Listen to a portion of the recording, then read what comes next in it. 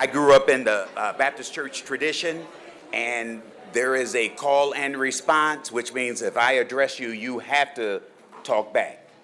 So let me say good evening, everybody. Good evening. Room full of Baptists, eh?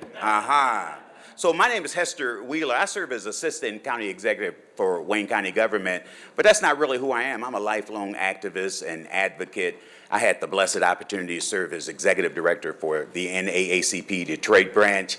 I'm really a brother from the neighborhood. I'm from Linwood, lifelong resident of the city of Detroit. You are in for a treat today. We've got some of the smartest people. I'm looking at you. We've got some of the smartest people in the audience. This is a huge issue. So the title of this discussion this evening and tomorrow is called Beyond Bankruptcy, Organizing for Change in Distressed Cities. And I have to tell you very honestly, this is a difficult moment for many of us. It's a difficult moment for many of us. We already know that. So we want you to engage. We want you to take copious notes. We want you to adhere to all of the rules of civility. We've got some brilliant people in the audience, and we've got a few brilliant people on the panels. We're going to ask you to prepare your remarks. We're going to introduce our panel, but we want you to prepare your remarks. We're going to try and get as many questions when we get to the Q&A portion via live microphone. But in the event you don't get to the microphone and you have an opportunity to write it down, please write it down. We'll try and mix them in as much as is humanly possible. And I have to just tell you very honestly, my wife and I live over in that Livernois 6 Mile area. We've been lifelong residents. We struggle every day with the decision, do we stay or do we leave? We struggle with that decision. So now we have to live as second-class citizens. That's painful for me. That's very, very painful. And I've believed in coalition politics for a very, very long time. And I'm always disappointed when people who I typically coalesce with are silent on the things that pain me. Race is at the center of it as far as I'm concerned. And it really doesn't matter if you don't get that, largely because I had the opportunity to serve as a firefighter for about 12 years in the city of Detroit. One of the first lessons we learned when people are injured, listen to what they say. If they tell you my back hurts, don't put a cervical collar on them. Get a backboard. What I'm saying to you is this is painful for a lot of people. Of course we want this city to work. So we want to push a reset button, and some people say that there's something real significant going to come out of this. We are going to see, but let the debate begin. Is that fair? Yes. Let the debate begin. And to open this experience, one of the most dynamic professors you will meet. We've got big plans for her. She doesn't know that she doesn't know yet. We've got big plans for her. We've got a lot of stuff that we need to make happen in this big political year. It can't happen without her involvement and her counsel. She is the dean of the law school here at Wayne State University. She was our candidate for Secretary of State in the last cycle. We've got her star keeps rising, believe it or not. I go to the YMCA every morning at 5:30, and she's one of my regular. Yeah, I go to the YMCA every morning at 5:30. But it shows on her. Please welcome Jocelyn Benson. Please welcome, Madam Professor. Thank you. Good evening, everyone. My name is Jocelyn Benson. I'm the interim dean here at the law school, and I just want to say how honored I am to be a part of this incredible gathering. But it really would not be happening. I know we're going to recognize this throughout the next couple of days. But this, why we're all here today and why we're all going to be here tomorrow to have this important conversation is the result of the vision of 3 people, and that is John Powell, Professor Peter Hammer, and Ponsella Hardaway. So please join me in thanking them ahead of time for their great vision. The other thing I just want to mention, here at Wayne Law, we take very seriously our responsibility, not just to train the next generation of advocates for justice, not just to inspire our students to use their law degree to serve the public, but we seek to serve the public in our programming every day. And this is an example of that. So I want to thank you for being a part of that. And I want to emphasize that this is a gathering that is hopefully the beginning of an ongoing conversation about how we as a community can work together to ensure that all of us are embracing the challenges that our city, that involve our city right now, and all of us are working together collaboratively through coalitions and other means to be a part of the solution moving forward, because really energizing our city is going to require all of us to be a part and be committed to being a part of engaging all voices in driving a solution. So thank you for being here tonight. We're honored to be hosting this, and I'm also honored to introduce to you our newly inaugurated president of Wayne State University, who embodies everything that our university is in terms of service. He and his wife, Jacqueline, are two of the most inspiring people I've ever met, and I mean that sincerely, and also really, again, embody everything that our university is and is about to the community. So with that, I'll introduce President Roy Wilson. Thank you.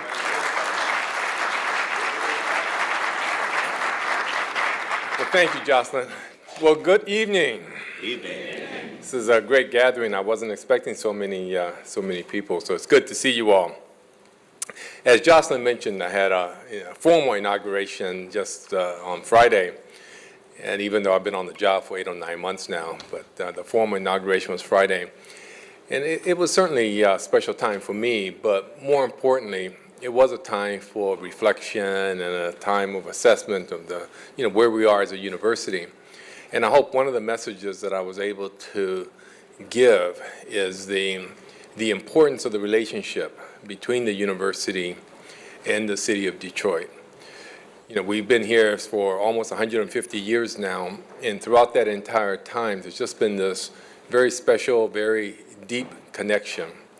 And even now, through this current day, so many of in fact, throughout the campus, throughout the university, each one of our schools does something that's very special in terms of their relationship and their connection to the community.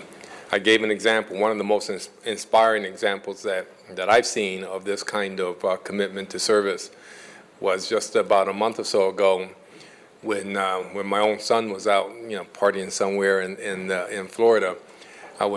Jacqueline and I went to visit a group of kids from Wayne State that were staying here during spring break just so that they could serve the community. They stayed here the entire week. And it was just really inspiring to listen to these kids talk about their experiences, how they've been changed by the time that they had, and how good they felt about what they were doing to help. And there's probably no school that embodies this spirit more than the law school. From the first time that I met Jocelyn and the law school faculty and the students, it's very clear what their mission is. Their mission is really one of civil rights and justice, equity, making sure that those without a voice have a voice, being able to serve those who really need it the most.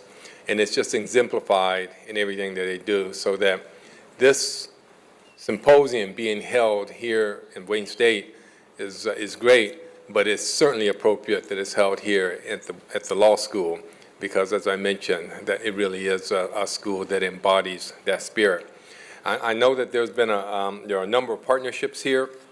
I just want to make sure that I acknowledge the partnerships between Wayne Law and the UC Berkeley's Haas Institute for a Fair and Inclusive Society and the Metropolitan Organizing Strategy Enabling Strength Organization, or MOSES.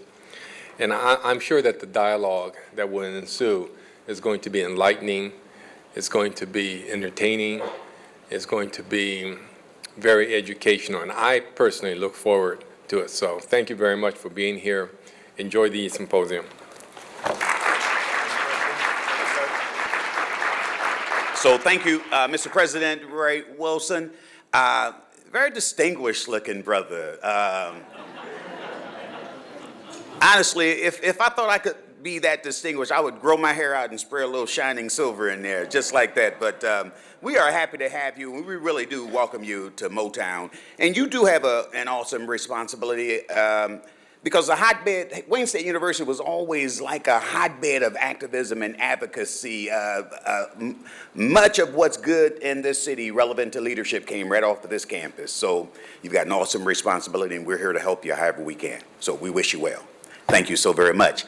Speaking of activism and leadership, bold leadership at its best, this next brother, he is the director of a center named for a giant. Nothing significant has happened in this city relevant to civil rights and social justice that the Honorable Damon Keith was not at the center or at the forefront of. So please welcome the director of the Damon Keith Center for Civil Rights, Professor Hammer.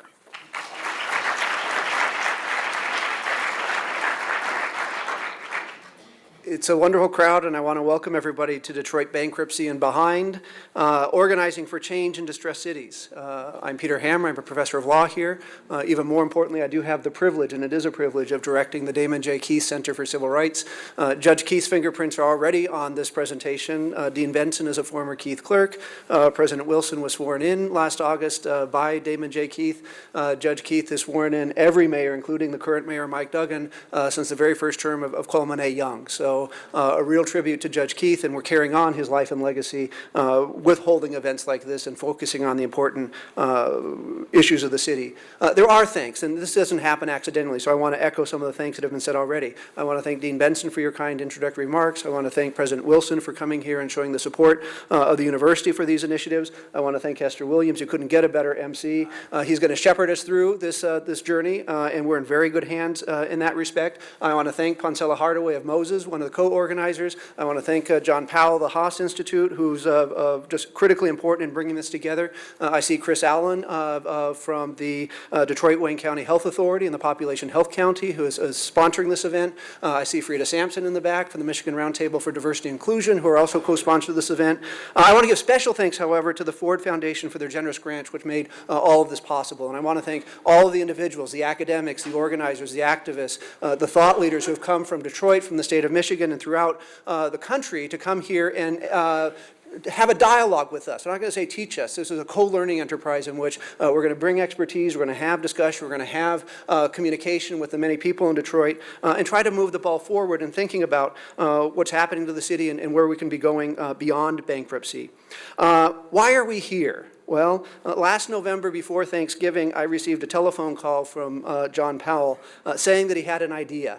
And if you know John, that means you should put down the phone and put your seatbelt on, because it's going to be a bumpy ride. And that Detroit idea evolved into this conference, Detroit Bankruptcy and Beyond. The idea was born from a number of shared frustrations about how the problem of Detroit and other financial cities that are facing municipal distress were not getting the right attention in the media in terms of a frame and not getting the right attention from policymakers. A little bit of exaggeration, but I will state in absolutes. No one was acknowledging the role and history of racial conflict and white flight played in producing the present financial crisis, which is somewhat akin of trying to think of post-Katrina New Orleans without a theory of hurricanes or an understanding of levees. No one was placing the story of Detroit in the context of the failed and divisive region marked by some of the greatest amounts of regional and racial segregation and the segregation of wealth in the tax base. No one was linking predatory lending practices in Detroit with the foreclosure crisis and the fall of property taxes and the decline in revenues as a primary cause of the financial distress in Detroit and in other cities. No one was placing the people of Detroit and notions of community at the center of discussions about bankruptcy and the best ways to be moving forward. And finally, no one was looking at the underlying need to define a new urban policy, a new urban agenda, not just for Detroit, but for other cities that are facing municipal distress. This conference tries to address those underlying needs. It's our effort to try to come to terms on how we got here, to recognize that Detroit is not alone, but we are facing crises that are of national proportion and are part of structural causes of declines in federal support, declines in state revenue sharing, decreases in property values, and legacies of racism. And more importantly, it is an effort to move beyond the moment of bankruptcy. Bankruptcy is a symptom of problems that are occurring, and we need to look at the underlying root causes, and we need to pivot from this moment and engage a process collectively, not just in Detroit, but around the country, of defining a new urban policy. And this will be coming out in tomorrow's sessions. If you have difficult issues, you need to shed light on them. If you're going to shed light on them, you need to bring in smart people that can illuminate the history of where we've been, that can talk about the city and what's happening in the city and what's possible to do in cities like Detroit. And it's a real pleasure for me to have the honor of introducing our keynotes and our discussant for this evening. Keynotes being Professor Thomas Segrue and Rip Rapson, president of the Kresge Foundation, and our discussant this evening will be Professor John Powell of the Haas Institute. Professor Segrue literally has written the book on Detroit, Origins of the Urban Crisis, Inequality, and Race in Post-War Detroit. He is also the author of Sweet Land of Liberty, The Forgotten Struggle for Civil Rights in the North. Professor Segrue speaks with passion about the past, but is also willing to engage in contemporary legal problems and policy discussions. He served as an expert witness for the fights over affirmative action in Gratz and Grutter. People rightfully look to him for leadership on these issues, and he's starting to speak about the issues facing Detroit in terms of financial distress and bankruptcy and emergency management. Thomas Segrue is the David Boyce Professor of History and Sociology, Director of the Penn Social Science and Policy Forum at the University of Pennsylvania.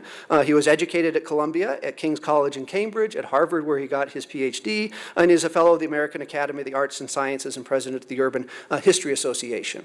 And I'm going to introduce everybody, and then they're going to come up in this order and speak without elaborate introduction. The second keynote will be from Rip Rapson. Rip Rapson is president and CEO of the Kresge Foundation.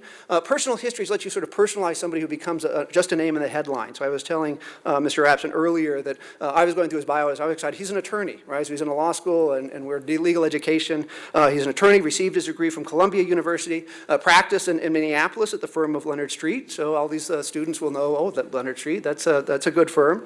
Then he was deputy mayor, calling into a realm of public service, dealing with issues of neighborhood revitalization. He served as a senior fellow at the University of Minnesota, leading an interdisciplinary project examining the needs of inner-rig suburbs. Minneapolis has actually set a lot of national models and places that we can look to for inspiration of how to deal with urban issues that are facing the Detroit metropolitan area. And now he is the president of the Kresge Foundation. Foundations are playing an increasingly important role in Detroit in addressing the needs of Detroit and other distressed cities. If one borrows from the classic political science model where you have the state and you have the market and you have civil society, what you've seen in cities like Detroit is an atrophy of the market through a process of deindustrialization. But less appreciated is a phenomenon of statelessness. The state has atrophied, and when I say the state, I'm talking about the city, I'm talking about the state, and I'm talking about the federal government and its presence and projection on the city. And in many ways, civil society is atrophied at the same time. In that gap, in that vacuum, foundations have started to assert themselves and play increasingly public roles. And that creates interesting policy questions. We have normal expectations of public entities about transparency, legitimacy, accountability. And one of the issues we need to be struggling with going forward is how those concepts get portrayed to foundations and other private actors who are assuming public roles. But that's just a flavor of the kind of challenge that we're faced. And it's wonderful to have somebody like Rip Rapson, who's really taking a leading role in these issues to try to tell us what's happening and perhaps share some insight about what this new urban agenda might look like going forward.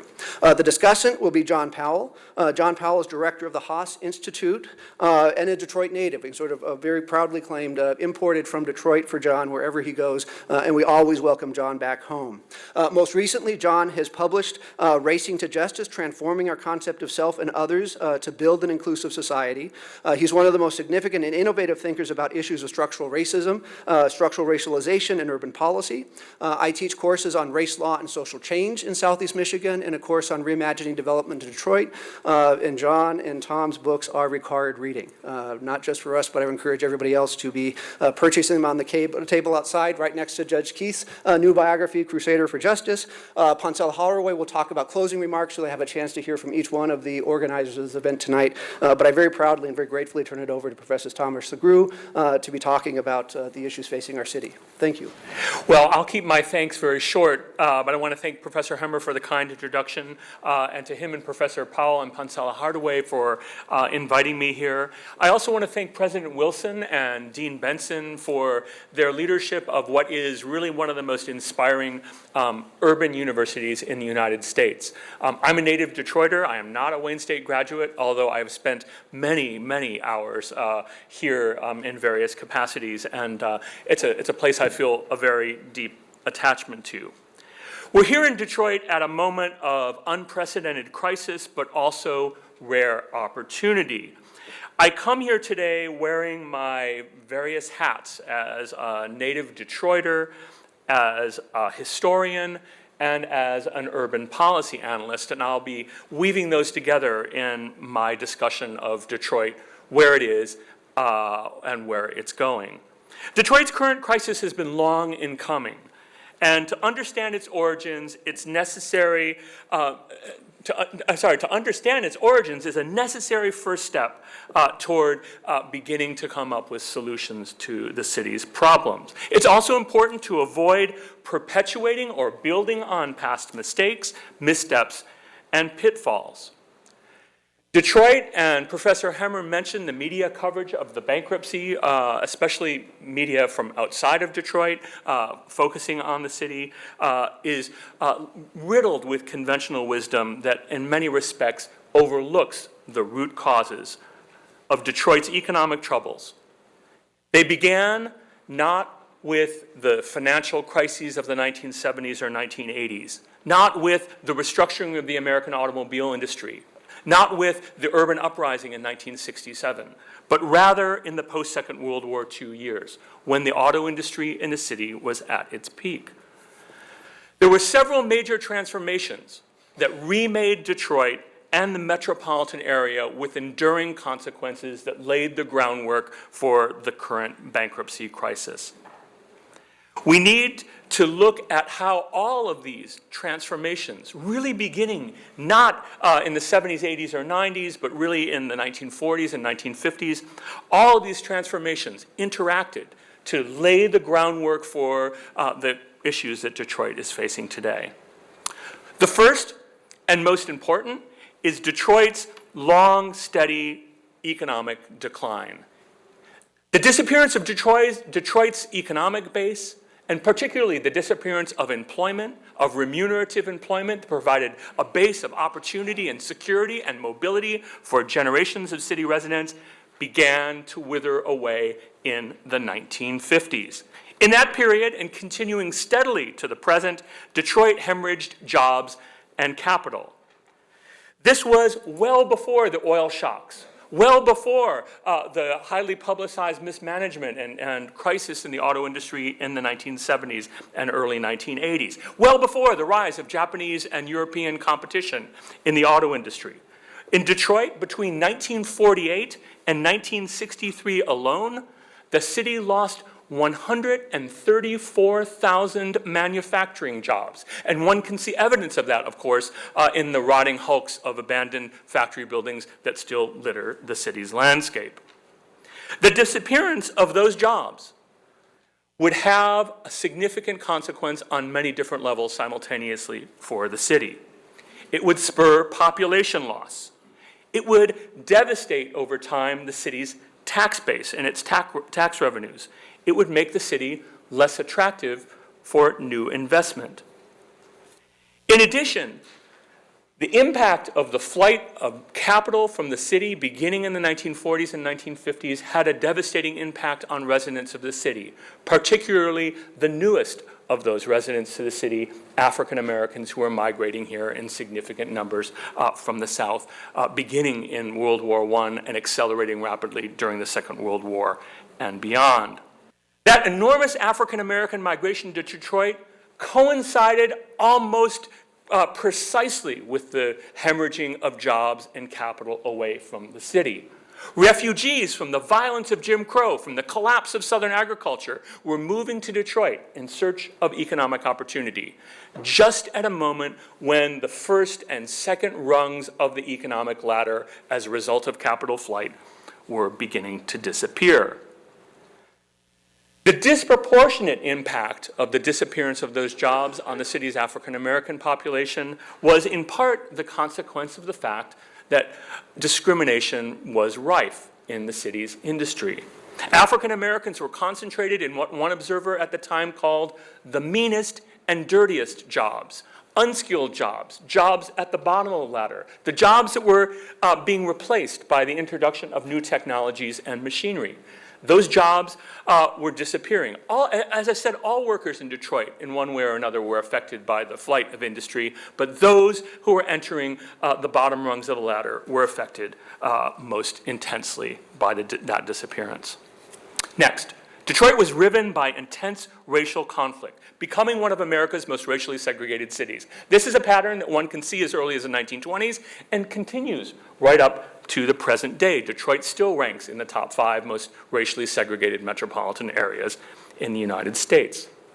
This is a process that resulted from white flight, a phenomenon that has been well described by many scholars, myself among them, as the city's neighborhoods really beginning in the 1920s and intensifying in the 1940s and 1950s began to see a hemorrhage of whites to outlying communities and to suburbs, places that were overwhelmingly white, protected by the invisible boundaries that separated communities and reinforced notions of racial difference and separation.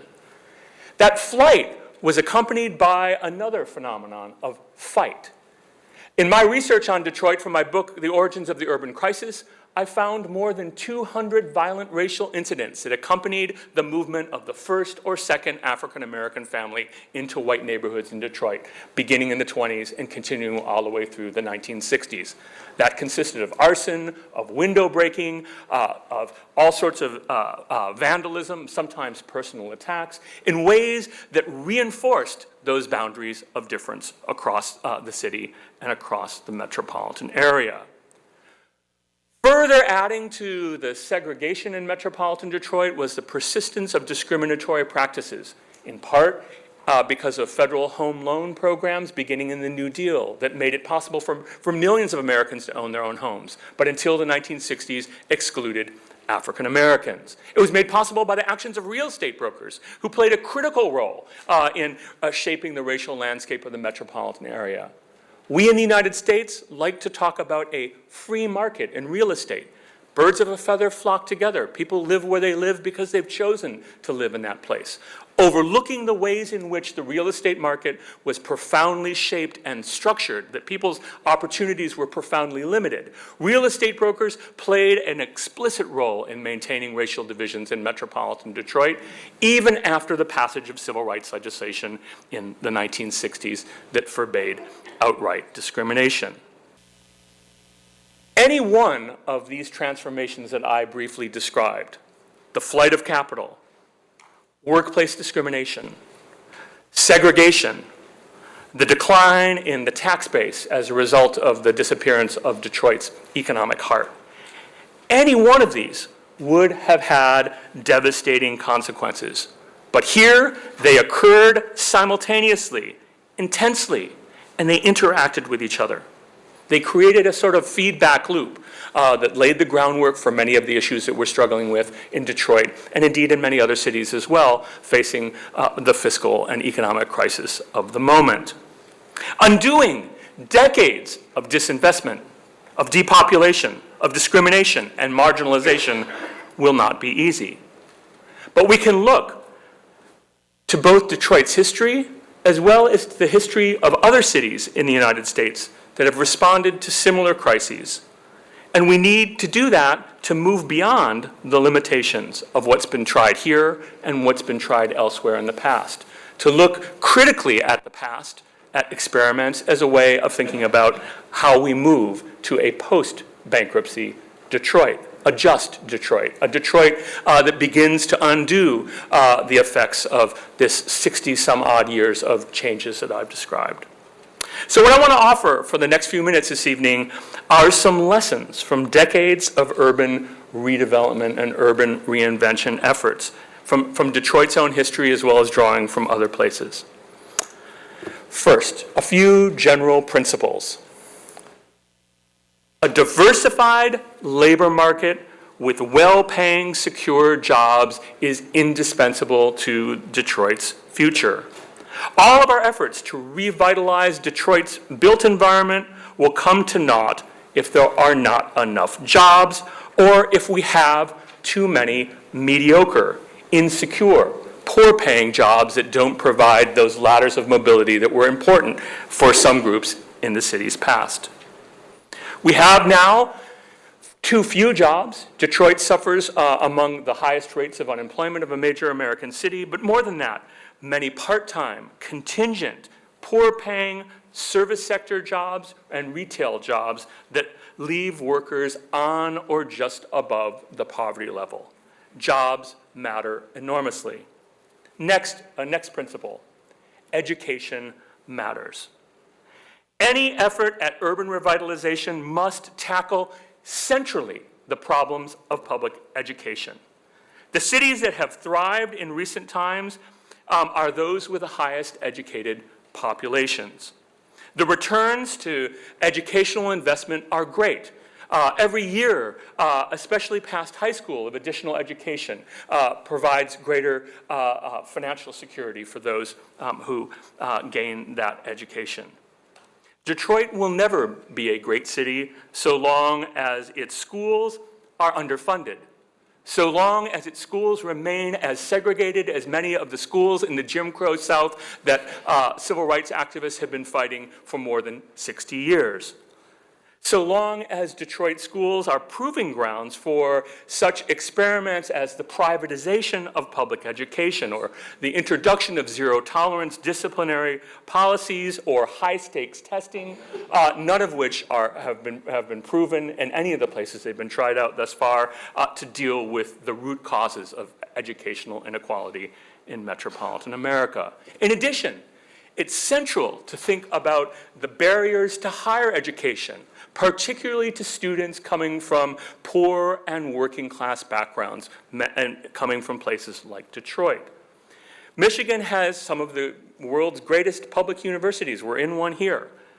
But our higher education system is rigged in ways that limit opportunities, particularly for students coming with disadvantages in.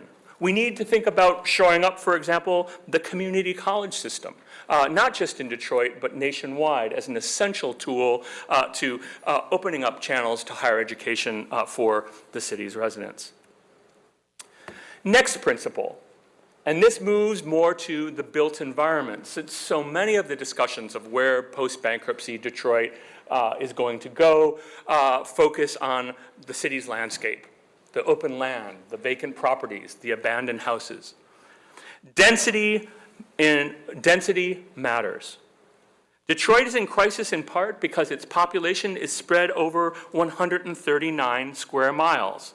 Cities that thrive have dense agglomerations of people and dense agglomerations of commerce and institutions that bring them together. Density allows for networking. It allows for the creation of a robust civic infrastructure that's central to providing opportunity. If you look back to the ways in the past that people get jobs, make connections, and progress in the world, it's through the networks that they're a part of. Networks are critical. Networks are very hard to foster and maintain when the population is really diffuse and dispersed, as it is in large parts of Detroit today. Density also allows for a more efficient and equitable distribution of resources. But here I will add the proviso, if done right. Creating density, which has been a recommendation of many who are developing plans for Detroit's future, raises some serious questions that we have to grapple with in thinking about what a post-bankruptcy Detroit will look like. What are those questions? How do we accomplish density? Who will pay? It's not going to be cheap. Even the per building cost of demolition, much less reconstruction, is staggeringly expensive. But those are minor questions compared to a more important one. Who will benefit? Often it is developers, not community residents. Newcomers, not long-term residents of the city, that are the beneficiaries of programs to transform metropolitan space and make it denser. Detroit, and every big city in the United States, has a long and sordid history of slum clearance, or what was called in the 1940s and 1950s Negro removal. That is, attempts to remap the landscape of the city, ostensibly in search of goals that would benefit everyone in the city, but often advantaged one segment of the population over another. It's no surprise that many residents, longtime residents of Detroit, are fearful that they will lose their communities to demolition or to what they perceive as a land grab. This is rooted in the city's very long history of urban renewal and opposition to it. It's absolutely crucial, building off of this insight, it's absolutely crucial to include, not just in a symbolic way, but in a real consultative, dialogic way, it's absolutely crucial to include community representation and community voices in the ongoing planning process, and to be open to transforming plans in a way that responds to local knowledge and to local needs. We cannot expect transformation to come positively just from the top down. Rather, the transformations that remake the landscape of the city need to bear in mind the majority of the city's residents, those who are living and working and struggling mightily in the city at this moment. This leads to the next general principle I want to put forth. Downtown does not trickle down, at least not in the way that it has been practiced. I've got some agreement on this one. Maybe I'll just go to my next point. Downtown doesn't trickle down. Look, for the last 50 years, cities, and Detroit is just one of many, have put nearly all of their eggs in the downtown redevelopment basket. Create tourist attractive downtown destinations. Go for big ticket, high visibility sports arenas and convention centers. Look for ways to attract outsiders and investors to come back downtown. Build green and open spaces that will attract folks to sit at outdoor cafes. Create high-end amenities that will make the city a more appealing place. And look, Detroit is, in some fundamental ways, a more appealing place as a result of the transformation of public spaces in downtown. It's not as desolate as it was 10 or 20 years ago, and there's something to be said for the energy of people walking on the streets. All of that said, downtown redevelopment will not save the city. Downtown redevelopment is necessary, but not sufficient for a healthy post-bankruptcy Detroit. Consider for a moment a few examples. Cleveland. It has the Rock and Roll Hall of Fame. It's got a new stadium downtown. It's got some very appealing hotels. This summer on a road trip, I stopped with my family in Cleveland and we spent an overnight there and had a blast. It was a lot of fun. But it lacks the density to sustain a thriving downtown retail district, except for in a few small pockets. But more than that, the jobs that have been created in the new restaurants and clubs and sports attractions are seasonal, they're part-time, they're not very well paying and secure for the most part. They haven't provided the leg up of opportunity for residents of that city. So if you go not more than a mile or two away from the heart of downtown Cleveland, you'll find there a place that looks a lot like Detroit. Housing abandonment, vacancy, neighborhoods ravaged by foreclosure. My hometown, or adopted hometown, because Detroit's really my hometown, my adopted hometown, Philadelphia, is a place that has maybe one of the most successful downtowns of an old industrial city. More than 90,000 people live downtown. There are hundreds of restaurants, and now at least in the low 3 digits of outdoor cafes. Center City, Philadelphia, is bustling with pedestrian life. But again, if you step away just a mile or two from the center, you find a city with a 26.5% poverty rate, the highest poverty rate of the top 10 cities in the United States. We need, in other words, to think about doing downtowns well and transforming, using them to transform by creating jobs that will benefit all segments of the population, not just white suburbanites and other folks who come down and work there. Of course, downtown does bring tax revenue to the city, and that is important in a financially strapped city like Detroit. But alone, this won't work. Next, one of the major big pieces of buzz around Detroit right now is attracting hipsters, or what planner Richard Florida calls the creative class. Many from outside Detroit see Detroit as the next Brooklyn, the new Williamsburg, a place that's really appealing to young people, artists and cultural producers. And indeed, you can see signs of that all over the place, especially in the area adjoining Wayne State. attracting hipsters, attracting young people to the city is good. It creates vital street life, it creates energy, it creates a buzz, but it alone will not go very far in creating opportunity for the majority of the city's population. The coffee shops and bike repair places and really trendy, edgy bars, and I've been to many of them on my various trips to Detroit, they're awesome, right? They're awesome. But are they creating the kinds of jobs and opportunities that are going to sustain the 650,000 or so folks who are living in Detroit, who are those who are disproportionately bearing the burden of the city's long history of disinvestment, depopulation, and economic decline? I don't think so. We need, in other words, to look beyond these flashy, often attractive, but gimmicky solutions to problems that are far deeper. That leads to my next point. We need to build on strength, not to forget what is working in Detroit. What is working in Detroit?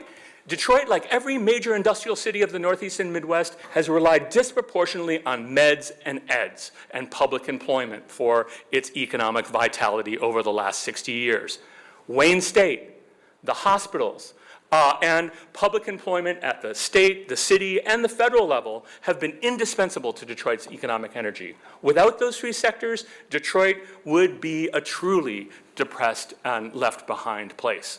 The African-American middle class in the United States depends disproportionately on jobs in those three sectors.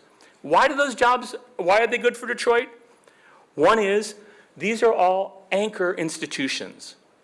Wayne State, the University of Detroit Mercy, Henry Ford Hospital are not going to pick up and decamp for low-wage, unregulated markets in other parts of the country. They're rooted in their communities. They're important in creating that powerful sense of place. But more than that, the kinds of jobs that these institutions create provide a huge range, far more diverse than the kinds of jobs that are being created in downtown or in coffee houses. You go to a hospital, you have everyone from orderlies to nurses to neurosurgeons. You go to universities and you have security guards, and you have professors, and you have deans and presidents. You've got everything. You go to city employment, and you have folks who are doing sanitation work, and you have folks who are doing high-level accounting. These are the range of jobs that provide opportunity for a large segment of the cities, and we cannot forget that in our search for the next new thing. We need to build on those islands of strength and bolster Detroit significantly. One of the reasons that Philadelphia has more going on in many respects is its meds and ed sector is nearly twice the size of that of Detroit, and it's proved to be crucial in the city's future. Next, don't forget immigrants. Immigration has transformed the landscape of many American cities. It's led to small business growth, to neighborhood revitalization, to new investment in places that are left behind. Banglatown, Southwest Detroit, parts of Hamtramck are all places where you can see investment and energy as a consequence of the new immigration. It's key for the city to attract immigrants and not to simply perceive them as competitors for scarce resources. They, in many cities, including Chicago and New York, and even Philadelphia to a smaller scale, have brought lots of opportunity. Next, don't go it alone. Region matters now more than ever. Studies by many, Myron Orfield, Bruce Katz of the Brookings Institution, and David Rusk have shown that regional collaboration and cooperation is essential to the vitality and long-term success of the city. Detroit has a long and sordid history of deep division and segregation and political marginalization and city, suburban, and outstate hostility. The city cannot do it itself. It's tried. It's been forced to, in many respects, to try as a result of systematic withdrawal on the part of the federal government, on the part of Lansing, and on the part of the suburbs. Finally, race. Despite transformations, despite the election of a first African-American president, despite the shifts in civil rights and the waning of certain aspects of racial discrimination in the United States, segregation, separation, and the allocation of resources disproportionately by race across the metropolitan landscape remain huge problems in metropolitan Detroit and the rest of America. We need to go back in some ways to the root causes of Detroit's current crisis, to look at the ways in which the transformations that the city has undergone, including intense racial division, marginalization, and hostility, have not yet been overcome and need to. There are hopeful signs on the horizon, and we'll be hearing about them over the next couple of days, but there's still an enormous amount of work to do. But Detroit is, in many respects, and it's one reason why I love this place so much, it's probably the most optimistic and energetic place I have ever visited in all my travels through urban America. And the energy, the vision, and the creativity that we're going to be hearing about at this conference can, I think, turn Detroit into a model for other cities around the United States grappling with similar long-term issues. Thank you.